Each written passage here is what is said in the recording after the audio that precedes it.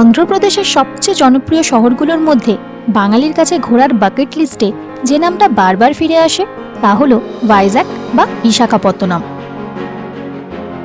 ভারতের প্রাচীনতম বন্দর শহরগুলোর মধ্যে একটি এই ভাইজ্যাক। এখানে এসে দাঁড়ালে বোঝা যায় এই শহরটা শুধু দেখার জন্য নয়, অনুভব করার জন্য।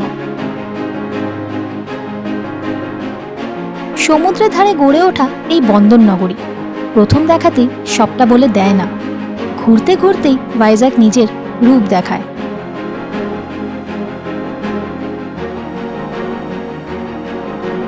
একদিকে ইতিহাসের ছাপ, অন্যদিকে আধুনিক শহরের লাইফ, এই দুটো মিলেই ভাইজ্যাক একেবারে আলাদা।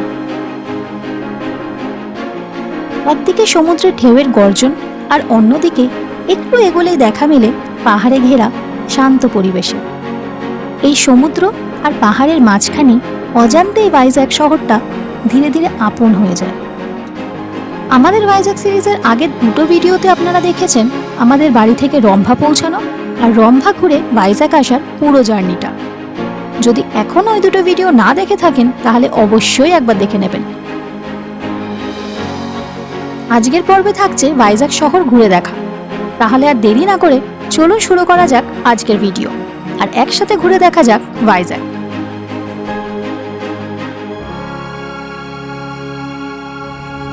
Good morning, welcome back to our channel room to dream. আমি মৌমিতা। এর আগের ভিডিওতে আপনারা দেখেছেন আমাদের ভাইজ্যাক আসার টোটাল রোড জার্নিটা, আর ভাইজ্যাকের কিছু সাইট সিন আমরা করেছি সেটাও আপনারা দেখেছেন। তো আজ আমরা যাচ্ছি ভাইজ্যাকের আরও কিছু লোকাল সাইট সিন করতে। তো কোথায় যাচ্ছি, কি দেখছি, সেগুলো সব আপনাদের সাথে শেয়ার করব এই ভিডিওতে। তো চলুন যেতে যেতে কথা হচ্ছে। তো চলুন এবার আমরা স্টার্ট করব। আমাদের ভাইজ্যাকের যে লোকাল সাইট সিনগুলো আছে সব আপনাদের সাথে শেয়ার করছি। প্রথমেই আমরা যাব ভিমিলি বিচে। এখানকার প্রতিটা রাস্তা এত সুন্দর, একদম মানে স্মুথ রাস্তা, আর ট্রাফিক একটু আছে, নেই একদম তা না। এবার আমরা যেদিকে যাচ্ছি সেদিকে কতটা ট্রাফিক আছে সেটা দেখার, কারণ এখানে তো ফার্স্ট টাইম আমাদের। কিন্তু একটা যেটা নেই, এত বড় শহরে কিন্তু সিগন্যাল নেই, মানে নিজের মতন হিসাব করে যাচ্ছে সবাই। এমনিতে কোনো অসুবিধা হচ্ছে না, কিন্তু ওই মানে কে কখন যাবে ওটা আপনার মানে অ্যাডজাস্ট করে নিয়ে করতে হবে। আসলে আমাদের ওখানে এই সিস্টেমটা নেই, তো আমরা সিগন্যালের মধ্যে আছি, সিগন্যাল পড়বে তারপরে। বাট এখানে দেখলাম প্রত্যেকে ওইভাবেই গাড়ি চালাচ্ছে, ইভেন দেখে যাচ্ছে যে ইউজ টু। তো আমাদের একটু অসুবিধা হচ্ছে, ঠিক আছে, আমরা অন্য গাড়িদের দেখছি, দেখে ওইভাবেই যাচ্ছি। ভাইজ্যাক শহরের এই রাস্তাটার একদিকে জুড়ে রয়েছে বিশাল একটা পাহাড়। পুরো রাস্তা ধরেই পাহাড়টা আমাদের সঙ্গে সঙ্গে চলে, সবুজে ঢাকা, শান্ত, একদম কাছেই। মাঝে মাঝে মনে হয় পাহাড়টা যেন রাস্তার দিকে একটু ঝুঁকে আছে। আর ঠিক উল্টো দিকে খোলা সমুদ্র, বিস্তীর্ণ নীল জলরাশি, ঢেউগুলো প্রায় রাস্তার পাশে এসে পড়ছে। এই দুটো একসঙ্গে দেখলেই গাড়ির গতি আপনা আপনি একটু স্লো হয়ে যায়। একদিকে স্থির পাহাড় আর অন্যদিকে শান্ত কিন্তু একদম শেষ না হওয়া সমুদ্র। ভাইজ্যাকের মেরিন ড্রাইভের আসল সৌন্দর্য এখানেই। এই পাহাড় আর সমুদ্রের মাঝখান দিয়ে তৈরি হয়েছে এই রাস্তা, আর ঠিক এই কারণেই এই মেরিন ড্রাইভ পুরো শহরের সৌন্দর্যটাই আরো অনেক গুণ বাড়িয়ে দিয়েছে। গাড়ির ভেতরে বসে একদিকে পাহাড় দেখতে দেখতে আরেকদিকে সমুদ্রের গর্জন শুনতে শুনতে চলতে থাকা এমন সুন্দর রাস্তা দিনের শুরুতে পুরো মুডটাই বদলে দেয়। ভাইজ্যাক মেরিন ড্রাইভ শুধু আসলে একটা রাস্তা নয়, এমন একটা জায়গা যেখানে একসঙ্গে পাহাড় আর সমুদ্র দুটোই অনুভব করা যায়। আর এই কারণেই এই রাস্তা ধরে চলতে চলতে কোথাও পৌঁছানোর তাড়া থাকে না, শুধু চলতে ইচ্ছে করে। ভাইজ্যাক সিটির মধ্যে গাড়ি চালানোর একটা দারুণ মজা হচ্ছে, আমার ডান দিকটাতে, মানে আমি যে চালাচ্ছি আমার ডান দিকটাতে পুরো আমার সাথে সাথে সমুদ্র চলেছে, মানে পুরো সিটিটাই মেরিন ড্রাইভ বলা যায়। দুদিকে পুরো সবুজ গাছ আর মাঝখান দিয়ে এরকম রাস্তা, ড্রাইভিং এর মজাই আলাদা এখানে। রাস্তার এক্সপিরিয়েন্স কিন্তু সত্যি দারুণ হবে ভাইজ্যাক আসলে। ভীষণ সুন্দর রাস্তা এখানে, রাস্তায় কোনো রকম কোনো প্রবলেমও নেই, কিচ্ছু নেই, দারুণ যাচ্ছে। মানে কাল থেকে এসেছি, কোথাও কিন্তু এখনো খারাপ রাস্তা পাইনি আমরা।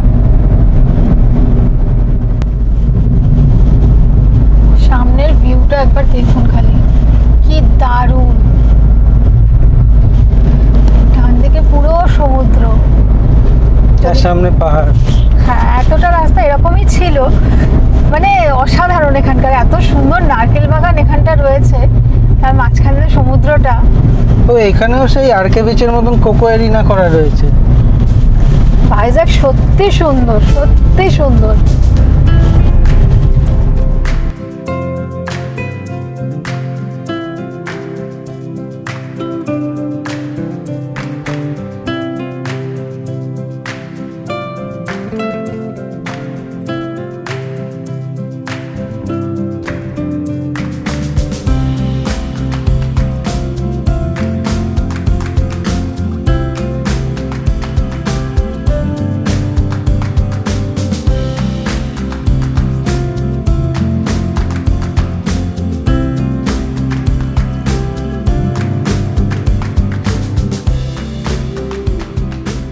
ভিমিলি বিচের সামনে আমরা এসে গেছি।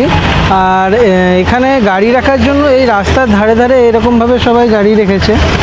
এই যে আমাদের গাড়ি এখানটা রয়েছে, তো রাস্তার ধারে ধারে এখানে গাড়ি রাখতে পারেন। আর আমরা প্রথমেই ভিমিলি বিচ চুজ করলাম কারণ আজকের যে রুটটা আমরা সব এই সেম রুটে পরপর আমরা দেখতে দেখতে যাব। আর ভিমিলি বিচ সবচেয়ে বেশি দূর ছিল, ওই অ্যারাউন্ড 40-45 মিনিট লাগবে আরকে বিচ থেকে। 26 কিলোমিটার দেখালো আমাদের হোটেল থেকে।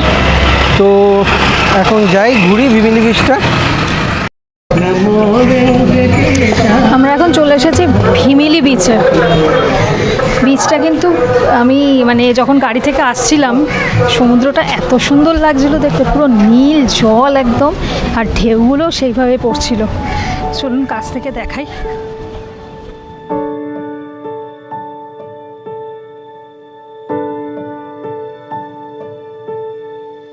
নিরিবিলি পরিবেশে ভাইজ্যাকের কোনো একটা বিচে ঘুরতে চাইলে এই ভিমলি বিচ আপনার জন্য একদম পারফেক্ট। এইখানে নেই কোনো কোলাহল, নেই কোনো লাউড মিউজিক, শোনা যায় শুধু একটাই শব্দ, ঢেউয়ের ছন্দের।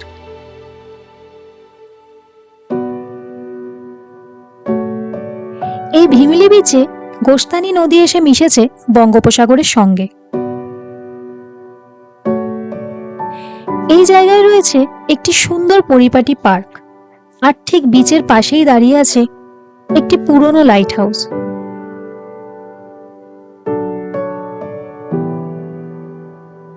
ইতিহাসের দিক থেকেও এই জায়গাটা বেশ গুরুত্বপূর্ণ।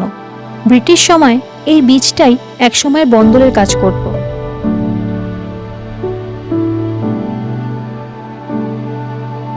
প্রকৃতি, ইতিহাস আর নিঃশব্দ শান্তি সব মিলিয়ে ভিমিলি বিচ ভাইজ্যাকের একেবারে অন্যরকম একটা অভিজ্ঞতা।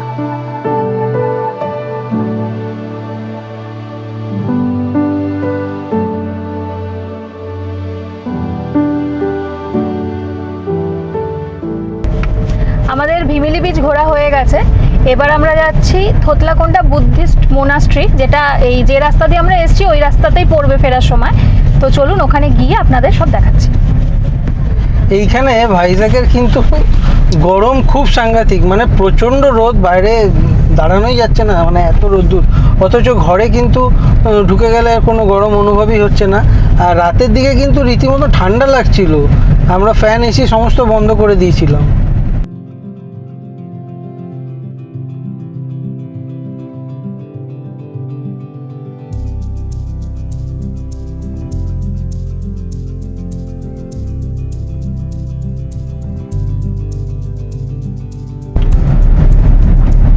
ভিমিলি বিচ থেকে আসার পথে প্রথমেই আপনাদের পড়বে থোতলাকোন্ডা বিচ।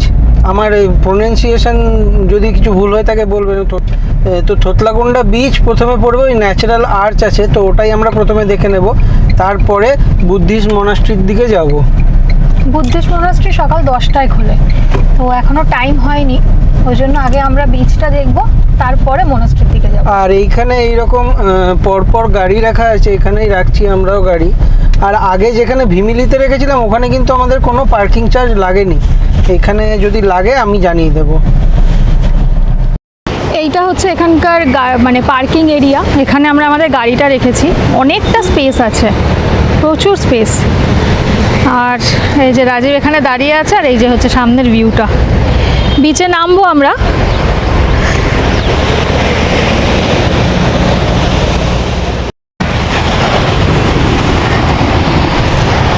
এখানে এরকম সিঁড়ি করা রয়েছে, এটাও পুরো একদম রকি বিচ। ভাইজ্যাকের মোটামুটি সব বিচই রকি বিচ। এই কারণে কিন্তু ভাইজ্যাগে কিন্তু সব বিচে স্নান করার পারমিশন থাকে না, একমাত্র ঋষিকোণা বিচেই স্নান করার পারমিশন আছে।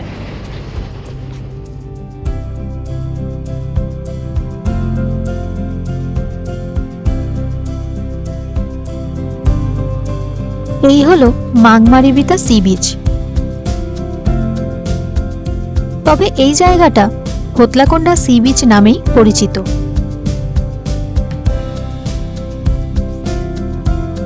এই জায়গায় প্রায় 5 থেকে 6,000 বছর ক্ষয়ের ফলে একটি ন্যাচারাল আর্চ তৈরি হয়েছে, তাই এই জায়গা ন্যাচারাল আর্চ নামেও পরিচিত।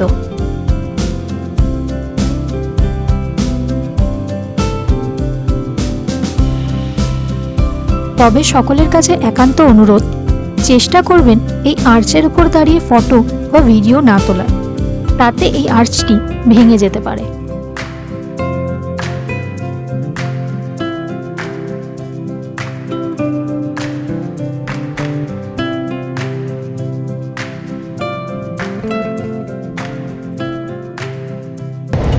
হোতলাকোন্ডা বিচ ঘুরে আমরা এই বিচের সাইডে এসেছি। এখানে ছোট ছোট কিছু দোকান রয়েছে, তো ওখান থেকে আমরা ম্যাগি নিয়ে নিচ্ছি। আজকে ব্রেকফাস্টটা এখানেই সেরে নেব।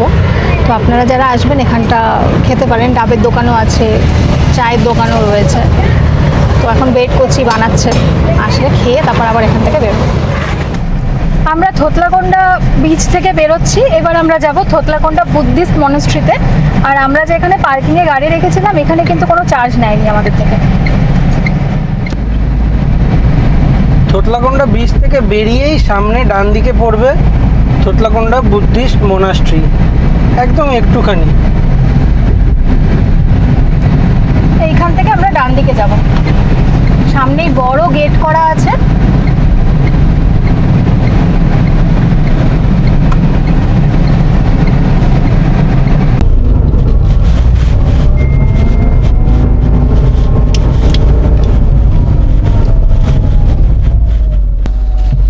এখানে এন্ট্রি চার্জ নিল 30 রুপিস।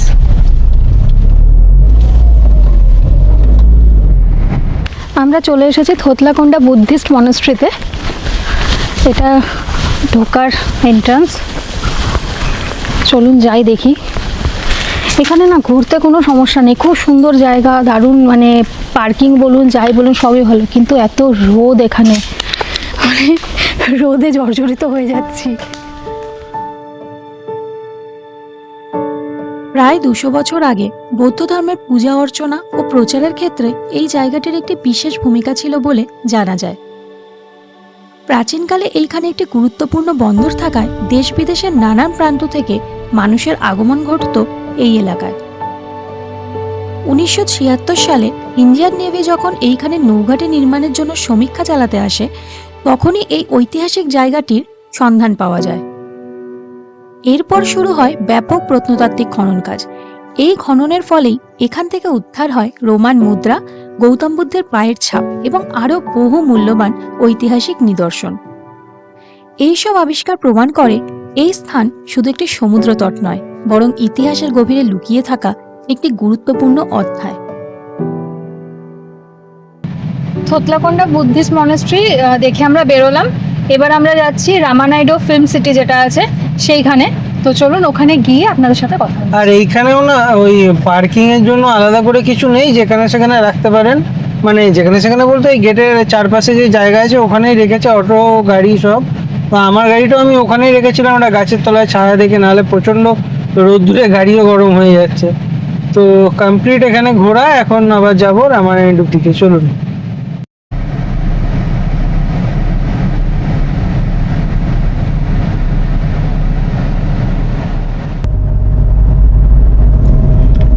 সামনে ডান দিকে, এখান থেকে আমরা ইউটার্ন নেব।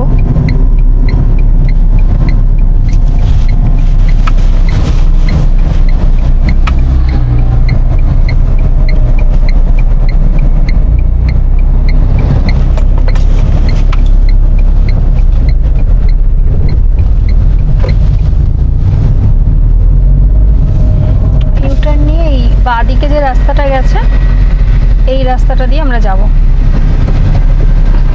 এই যে রামানাইডু ফিল্ম স্টুডিও।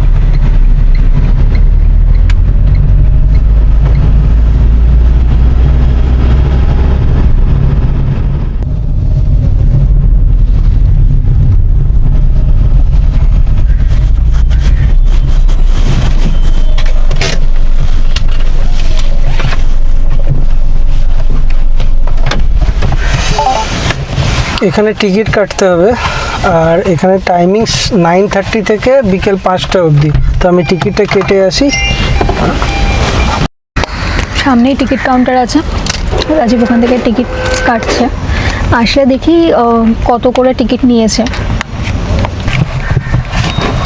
এখানে অ্যাডাল্টদের নিয়েছে 60 রুপিস করে, আর বাচ্চা থাকলে 30 টাকা।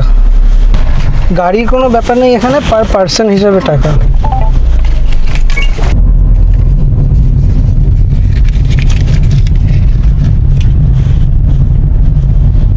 এখানকার রাস্তাটা ম্যাপে দেখুন একটুখানি, পুরো জিগজ্যাগ। হিলি রোডের এক্সপিরিয়েন্স দিয়ে দেবে আপনাদের।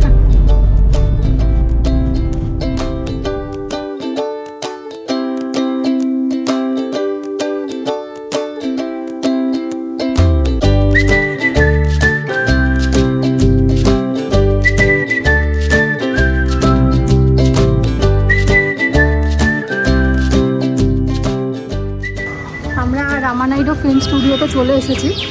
এইখানে মানে এগুলো আমরা যখন টিভিতে শুটিং হলে আমরা দেখি যে এরকম মার্কেট রয়েছে, এরকম বাড়ি রয়েছে, এখানে হসপিটাল, বাড়ি সব কিছু রয়েছে। যখন শুটিং হয় তখন কত সুন্দর করে এগুলো মানে এক্সিকিউট করা হয়, অথচ এখানটা এখন পুরো ফাঁকা, সব সেট তৈরি করা। এই সামনে যেটা রয়েছে এটা পুলিশ স্টেশন, মানে শহরের মধ্যে আরেকটা শহর। মেডিকেল শপ, স্কুল, এই যে police station. Dharmasagaram police station. Welcome Singham. আমরা একটু পুলিশ স্টেশনে ঘুরে যাই। রাজীবের ব্লগিং করার দায়ে জেল হয়ে গেছে বেচারা। উকিল দেখছি, দাঁড়াও।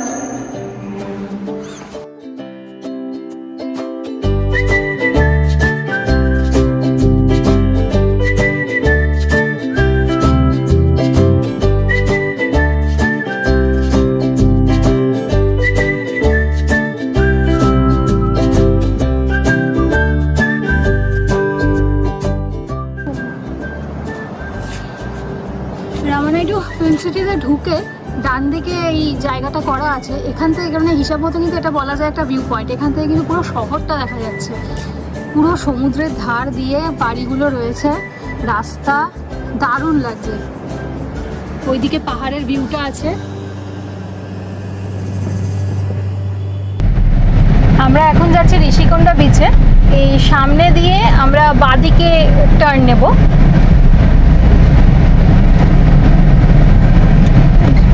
এইখান থেকে আমরা বাঁদিকে যাচ্ছি। এখানে একটা বোর্ড করা আছে, entry for Rushikonda blue flag beach. এইদিকেই পার্কিং হবে।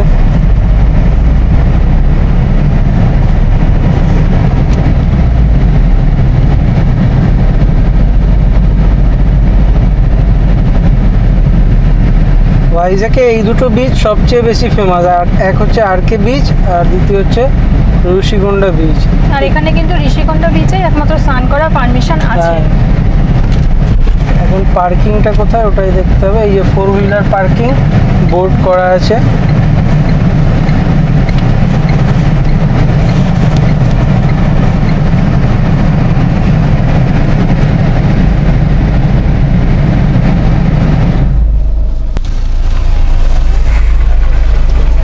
कितना? 50 हाँ 50 रुपये कितना? 50 50।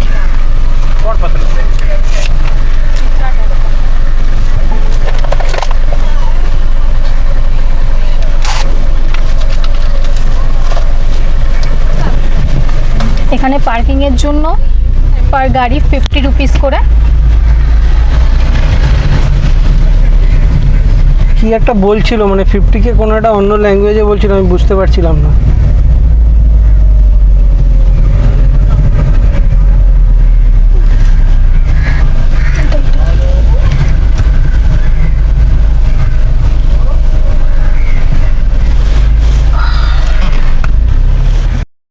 ঋষিকোণা বিচে চলে এসেছি। এবার বিচে যাব, গিয়ে আপনাদের পুরোটা দেখাবো। আগে আপনাদের পার্কিং স্পেসটা দেখিয়ে নিই। এখানে কিন্তু পার্কিংয়ের অনেক বড় জায়গা আছে। আর এটা কিন্তু পেড পার্কিং, এই প্রথম পেড পার্কিং পেলাম একটা। হ্যাঁ,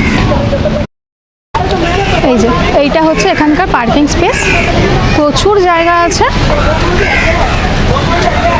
গাড়ি আপনারা ভালোভাবে এখানে রাখতে পারবেন। এই হচ্ছে ঋষিকোণা বিচ, বেশ জমজমাট বিচ একদম, প্রচুর লোক। আর এখানে কিন্তু প্রচুর ওয়াটার অ্যাক্টিভিটিসও আছে।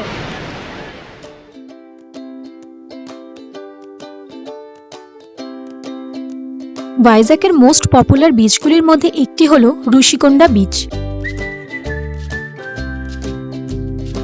নীল সমুদ্র, সুদূর বিস্তৃত সোনালী বালুকাবেলা, আর একপাশে সবুজ পাহাড়, সব মিলিয়ে জায়গাটার ভাইব একদম অন্যরকম। এখানে এসে বোঝা যায় কেন এটাকে ভাইজ্যাকের সবচেয়ে পপুলার বিচ বলা হয়। পরিষ্কার পরিবেশ, সুন্দর ভিউ। আর যারা একটু অ্যাডভেঞ্চার পছন্দ করেন তাদের জন্য আছে জেট স্কি, স্পিডবোট আর নানা রকম ওয়াটার স্পোর্টস।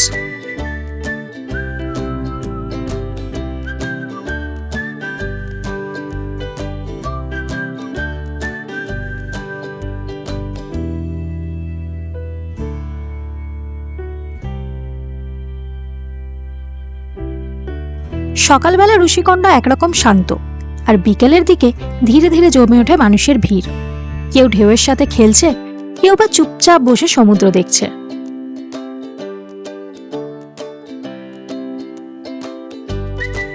পরিবার, বন্ধু বা কাপল সবার জন্যই এই বিচটা একদম পারফেক্ট। চাইলে শুধু রিল্যাক্স করতে পারেন, আর চাইলে সমুদ্রের অ্যাড্রেনালিনটাও অনুভব করতে পারেন।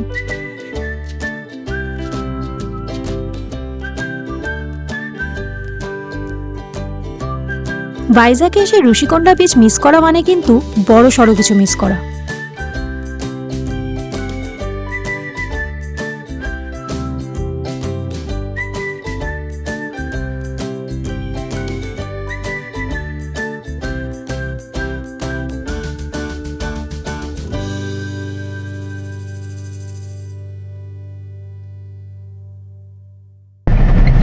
আমরা ঋষিকোণা বিচ থেকে এইবার যাচ্ছি টেনিটি পার্কে।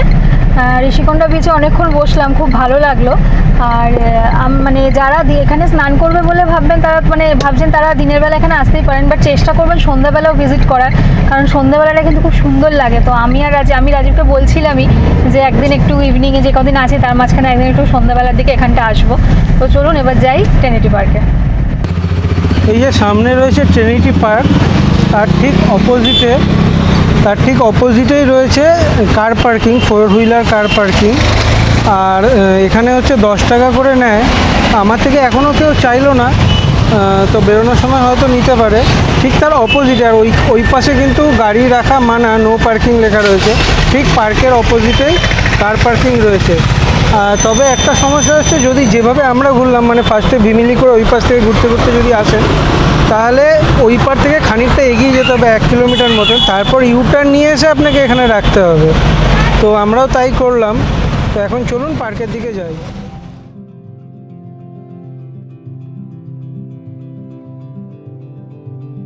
ভাইজ্যাক ঘুরতে আসলে সমুদ্র, পাহাড় আর ভিউ পয়েন্ট মানুষের মন কাড়ে। তবে এসবের মাঝে আছে অন্যরকম এক জায়গা, ট্রিনিটি পার্ক।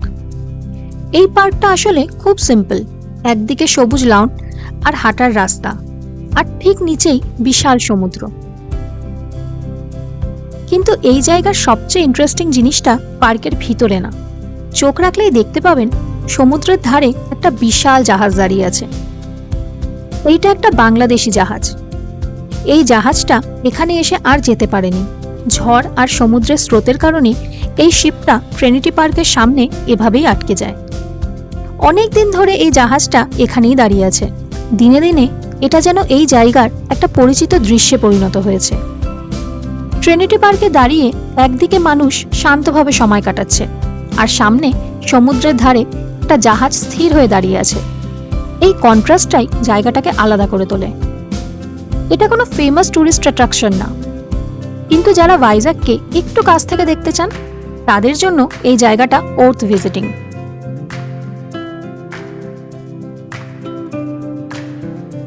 ভাইজ্যাগ আসলে ট্রিনিটি পার্কে এসে একটু সময় নিয়ে দাঁড়ান, সমুদ্রটা দেখুন আর ওই শিপটার দিকে একবার তাকান, হয়তো জায়গাটা তখন আপনার কাছেও আলাদা লাগবে।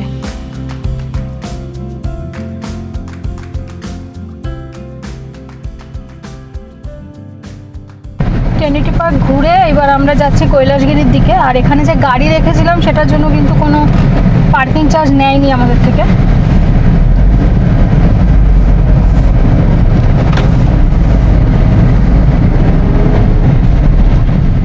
আমরা এখন কৈলাসগিরি রোপওয়ের সামনে চলে এসেছি। কৈলাসগিরি দুভাবে যাওয়া যায়, গাড়ি নিয়ে আপনি পুরো ওপরে চলে যেতে পারেন আর না হলে রোপওয়েতে করে যেতে পারেন। তো আমরা এখন রোপওয়ের সামনের যে পার্কিংটা আছে ওখানে গাড়ি রাখলাম, ওই যে আমাদের গাড়ি ওখানে রাখা রয়েছে। আর এখানে কিন্তু কোনো পার্কিং চার্জেস লাগে না। আমরা এখন রোপওয়ের টিকিট কাউন্টারের দিকে যাচ্ছি, দেখি কত করে টিকিট নেয়। রোপওয়ের জন্য এখান থেকে সিঁড়ি দিয়ে উঠতে হবে, ওপরে রোপওয়ে আছে। আর এখানে এন্ট্রি ফি নিল 10 টাকা করে অ্যাডাল্টের জন্য। আর রোপওয়ের টিকিট এইখান থেকে করতে হবে। রোপওয়ের অ্যাডাল্টদের হচ্ছে 200 টাকা করে, চাইল্ড 100 টাকা, 4 থেকে 7 বছর অবধি।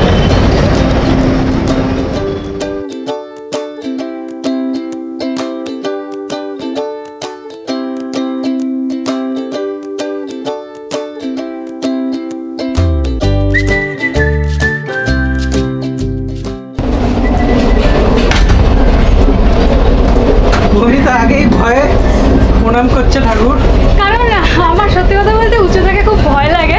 হ্যাঁ ওর একটু হাইটোফোবিয়া আছে। এর আগেও রোপওয়ে আমি চড়েছি, বাট স্টিল একটা ভয় তো থাকে। এর আগে আমি এই রোপওয়েটা চড়েছি এবং মমিতাকে আমি চড়ার আগে একবারও বলিনি এই রোপওয়েটা বেশ ভয়ঙ্কর, কিন্তু ভিউ অসাম পাওয়া যায়। আমি ইচ্ছা করে এই রোপওয়েটাতে আসলাম ওই ভিউটার জন্য, নাহলে গাড়ি চালিয়ে উঠতে পারতাম ওপরে। এই দেখুন আপনাদের এখান থেকে ভিউটা দেখাই, পুরো ভাইজ্যাগ সিটির ভিউ পাওয়া যায়।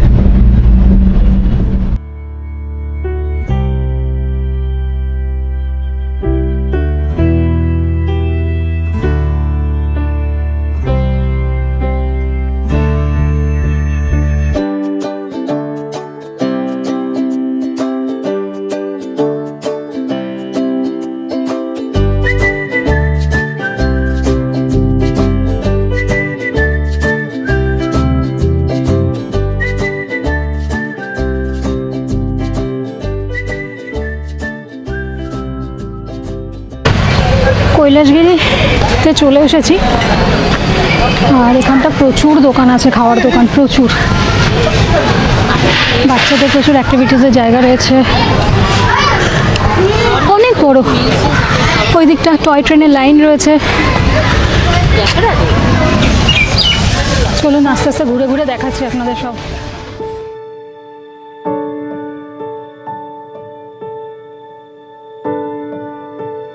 কৈলাসগিরিতে উঠেই দূর থেকে যেটা চোখে পড়ে তা হলো 40 ফিট লম্বা বিশাল আকারের শিবগৌরীর মূর্তি, যে কারণে এই জায়গার নাম কৈলাসগিরি।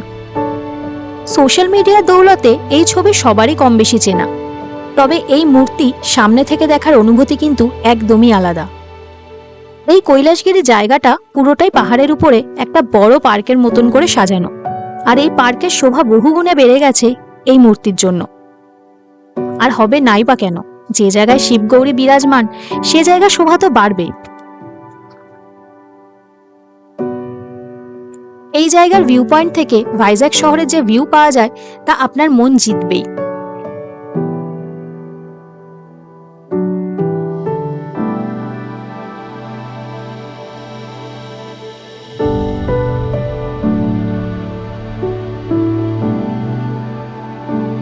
এই জায়গায় অনেক রকমের অ্যাক্টিভিটি আছে, যেমন জিপ লাইনিং, সাইকেলিং, আরো অনেক কিছু।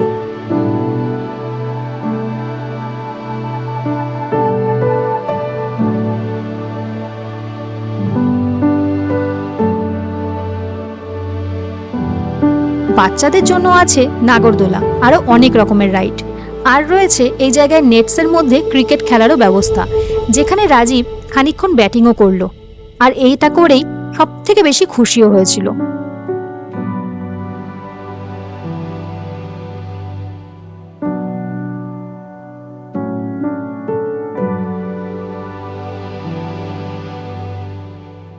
এই জায়গায় বেশ অনেকক্ষণ সময় কাটাই আমরা, আর এই জায়গার কাটানোর সময় স্টোর করে রাখি স্মৃতির মেমোরি কার্ডের ফেভারিট ফোল্ডারে। আর তারপর ওই একই পথে রোপওয়ে করে নেমে আসি আমরা নিচে।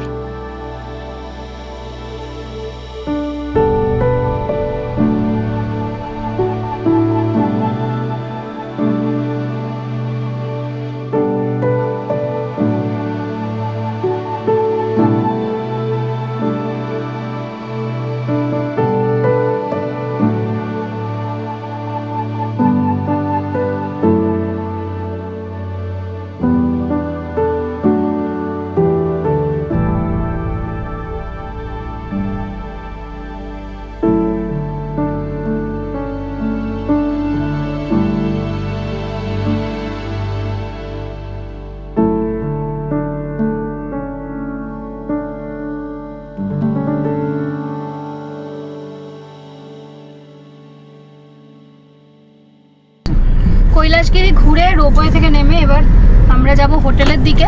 হোটেলে গিয়ে একটু রেস্ট নেব, তারপরে ইচ্ছা আছে আর একটু আরকে বিচে যাওয়ার। তো চলুন এবার হোটেলের দিকে যাই। আমরা এই জাস্ট হোটেলে ঢুকলাম। আজকে কোথায় কোথায় গেলাম সব কিছু শেয়ার করেছি আপনাদের সাথে এই ভিডিওতে। আর এখন বিশেষ কিছু সেরকম করার নেই, হোটেলে আসলাম, এখন একটু ফ্রেশ হব, রেস্ট নেব। তো সন্ধ্যের দিকে হয়তো আরকে বিচের দিকে যেতেও পারি, এখনও সিওরিটি নেই। তো আজকের ভিডিওটা এখানেই শেষ করছি। যদি আপনাদের ভালো লাগে তাহলে লাইক করবেন, কমেন্ট করে জানাবেন। আর যদি চ্যানেলে কেউ নতুন হন তাহলে প্লিজ সাবস্ক্রাইব করবেন। আবার নেক্সট ভিডিওতে দেখা হচ্ছে। আগামীকাল আমরা যেখানে যাব, আগামীকাল আমাদের প্ল্যান আছে আমরা আরাকু যাব। তো সেই ডিটেলসও আপনাদের সাথে নেক্সট ভিডিওতে শেয়ার করব। তো আজকের জন্য টাটা।